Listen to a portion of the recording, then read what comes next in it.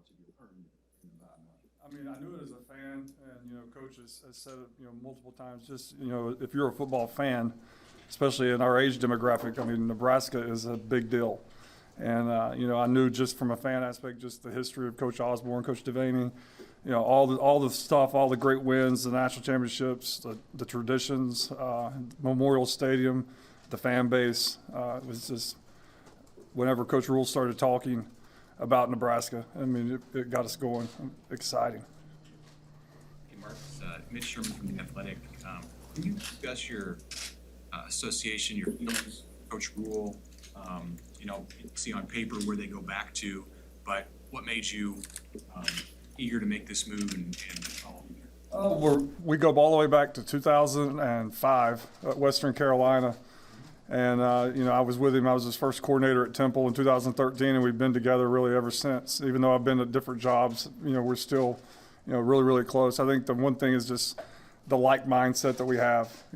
We expect football to be played a certain way. We expect coaches to coach a certain way.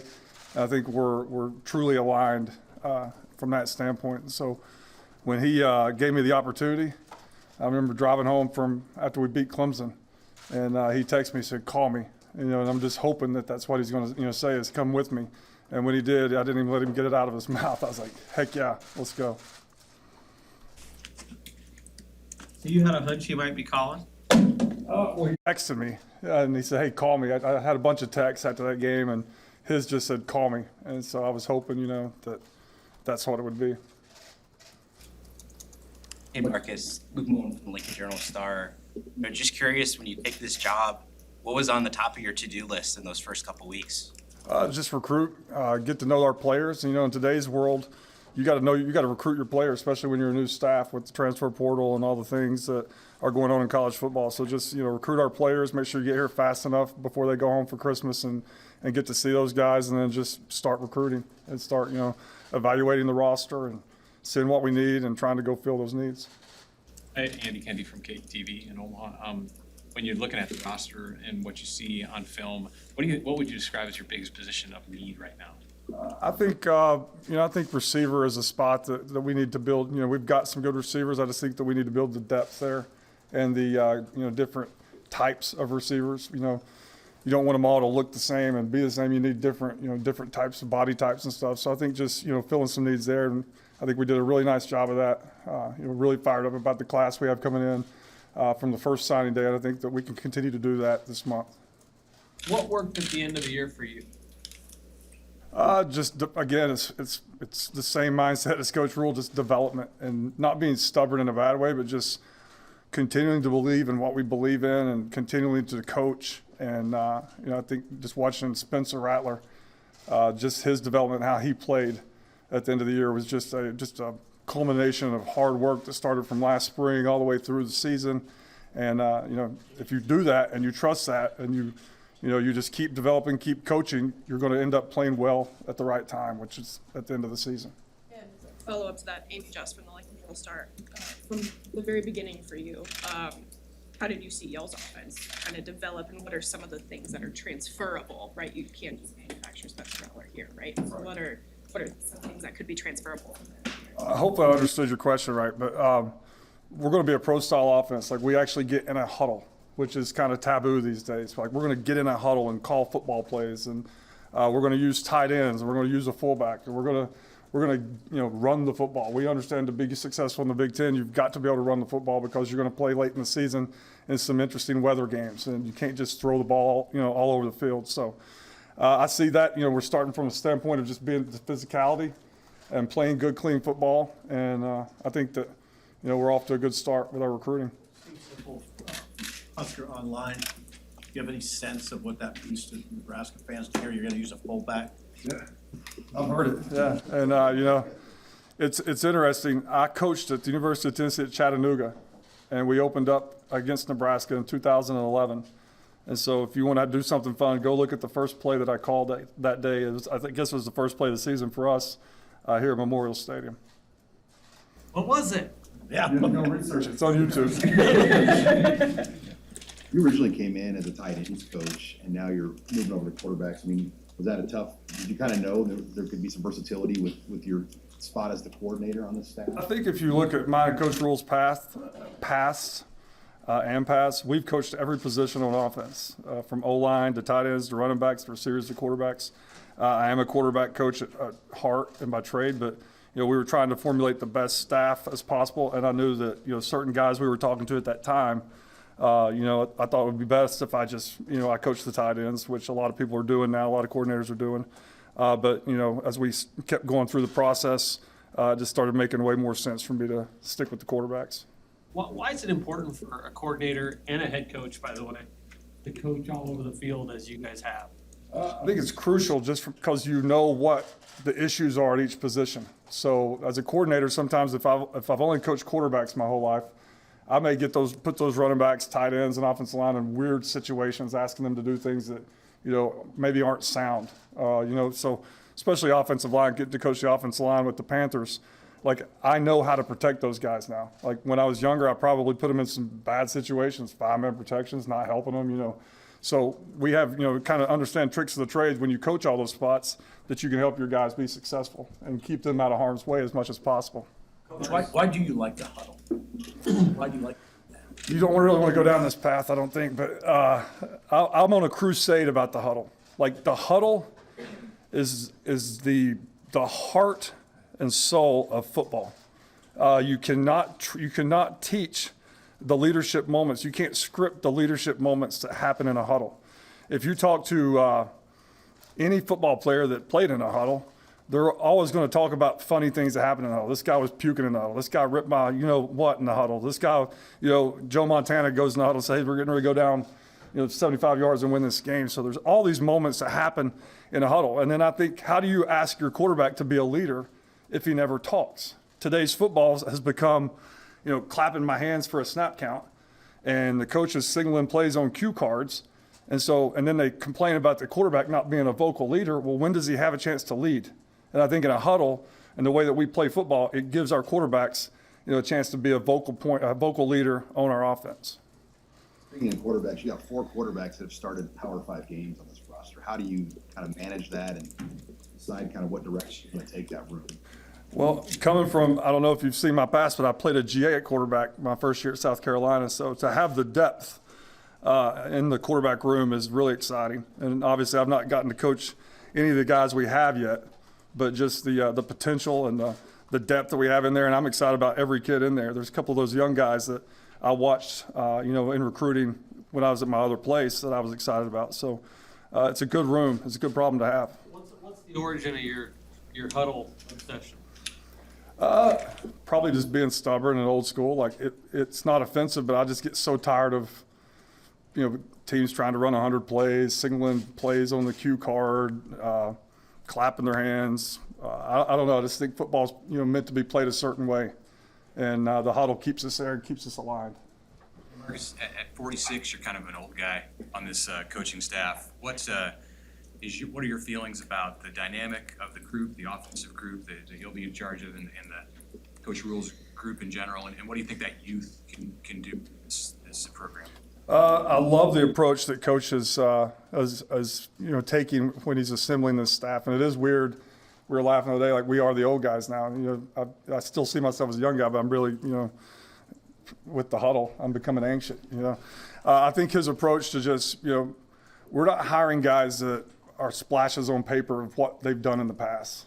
I think that when you see Coach and you understand his mindset and his brain, he is unbelievable at developing players, and he's unbelievable at developing coaches. And he's going to put together a staff, and he's putting together a staff on offense that is energetic, that is brilliant, and not me. And we're going to have brilliant ones there that are going to help me, stay out of trouble. But energetic, brilliant guys that care about their players. Guys that love the game of football, guys that, again, are committed to each other and being aligned with Coach Rule. So I'm excited about the guys that we're talking to. Obviously haven't announced everybody, but it's going to be a great staff. I think you really got the chance, and when you first got here, to get out on the road in the state of Nebraska, go to some small towns, go to Omaha. What did you think of what you saw there at those high schools and with those players, and how big of a piece of building this program is that? Well, I've never been to Nebraska until I went out on the road recruiting. It was really cool. I had no idea the quality of football that was in Nebraska. There's some really good players that play football. There's some really good teams, some good high school football that we need to make sure, as Coach will say, to keep those guys in the state of Nebraska. Hey, Coach, Marcus Satterfield with Husker. What stuck out to you about Rattler when you talked to him the first time, and what do you like about how that can fit? I love him. When you come and you're taking a new job, there's all those weird situations with the coaches that are on the staff. Are they going to stay? Or are they going to be kept? I met with him with every intention of not liking him, because you're a new guy. You got in your brain like, hey, I want to bring this guy, and I spent about 30 to 35 minutes with him, and just fell in love with him. Like just his teaching method, his mindset, his commitment to player development, his commitment to Nebraska, the passion he spoke about when he talked about Nebraska and how important it was to him. And I went to Coach. Coach was like, do we want to go down this road? I was like, 100%. I stayed on Coach for 2 days. Like, don't drag your feet. Let's keep this guy. This is my guy. I want this guy. So excited to have him, and he's going to help us do some really good things. Do you know Coach Wager well, and just like what do you think he can bring? Energy, passion. Again, the most important thing in our organization is the players. And it's not, BS when Coach says that. Like, he's going to surround these guys with men that care about them. And when you think of Coach Wager, you think of a guy, coached high school ball in Texas for a long time, that has unbelievable passion and energy for the game of football, but he loves the kids. He loves coaching the kids, loves developing the kids, loves being around them and being there for them. So he's going to be a great addition.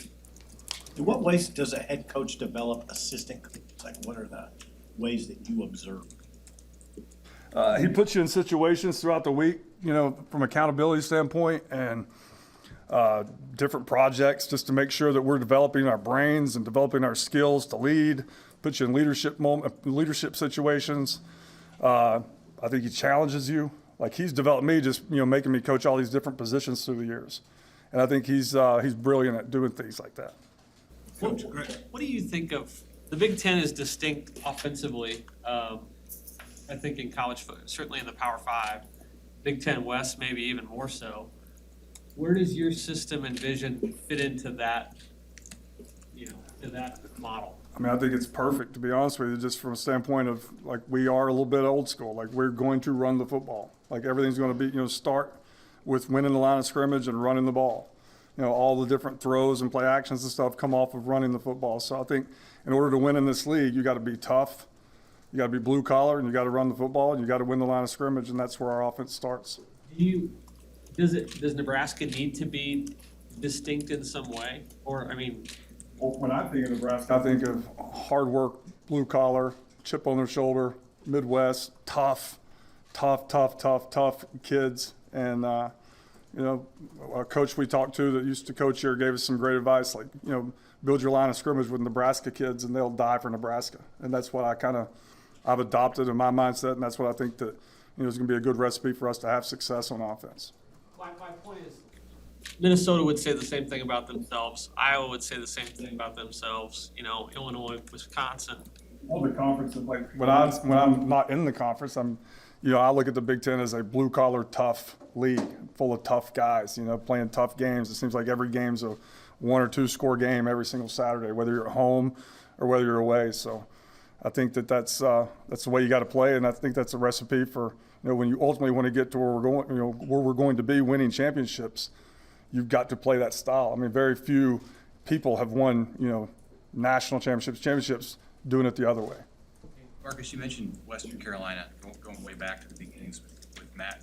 What were your observations about him when you first got to know him as a coach that have held true through these last 18 to 20 years? Dynamic coach, dynamic people person, unbelievable leader, and he's consistent, and he does exactly what he tells you that he's going to do.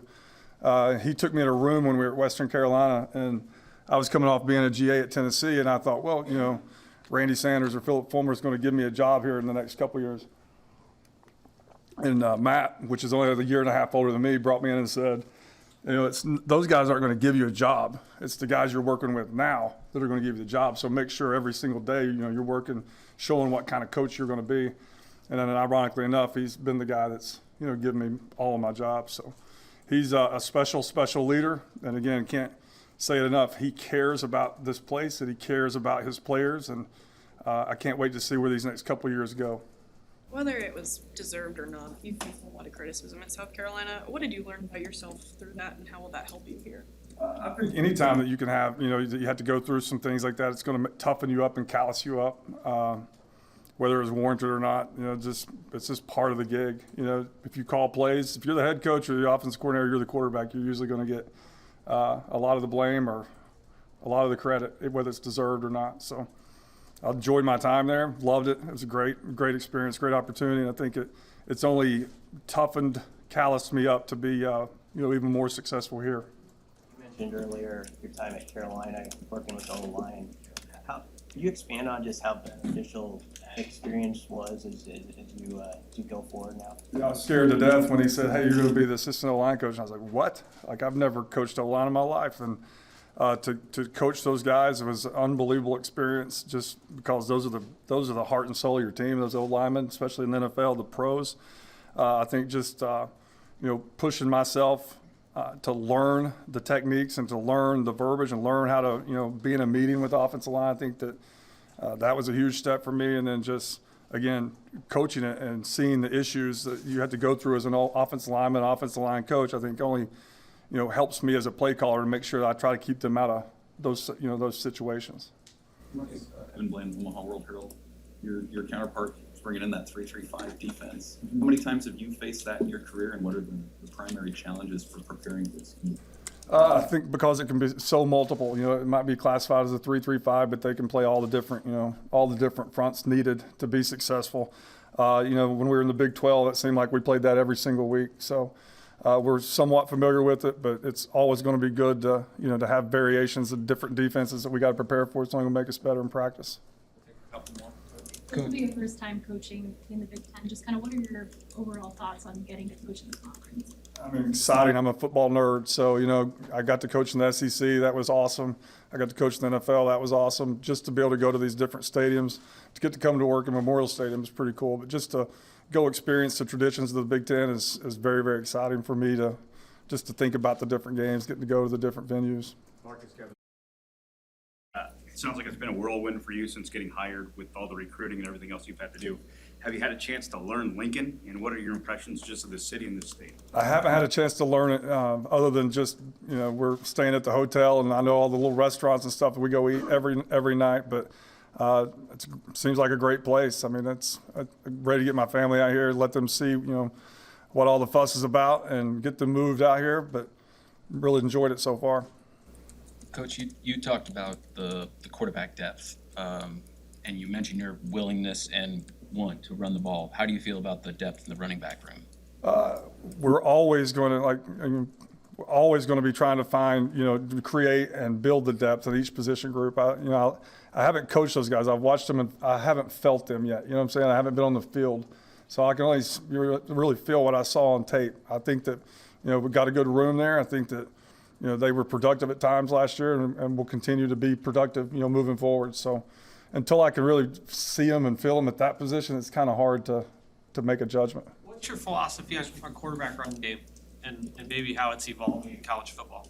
I think it's crucial. It's absolutely crucial. The worst times, the last couple of years that you know, when you struggle, sometimes you need that to get your guys going and get your offenses going.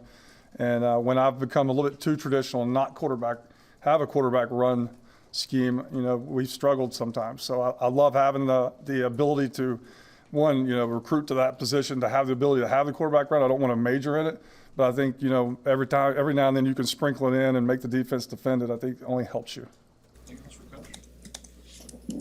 Thank you, guys. Thank you.